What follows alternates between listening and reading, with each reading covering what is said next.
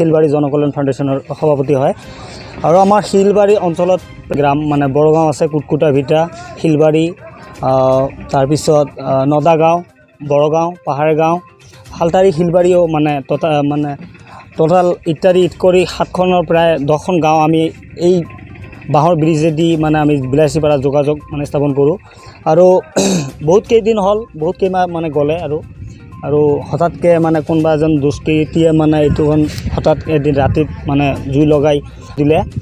এতিয়া আমি এই টুলুঙা নাওখনেদি মানে অহা যোৱা কৰি আছোঁ আৰু বহুত প্ৰব্লেম হয়, তথাপি মানে অহা যোৱা চলি আছে। আৰু গতিকে আমাৰ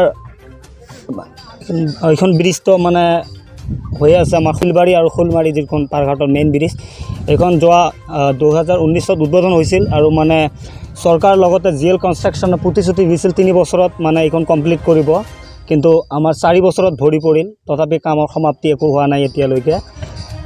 গতিকে কৰ্তৃপক্ষক মানে ৰিকুৱেষ্ট কৰিব খুজিম যে আপোনালোকে অতি সোনকালে এজ সুন এজ পচিবল আপোনালোকে আপোনাৰ মানে কৰ্তৃপক্ষই হওক বা যিটো আপোনাৰ কনষ্ট্ৰাকশ্যন আছে ইহঁতক আপোনালোকে মানে জনাই দিয়ক অতি সোনকালে যাতে আমাৰ ব্ৰিজৰ কামখন মানে সমাপ্তি কৰে।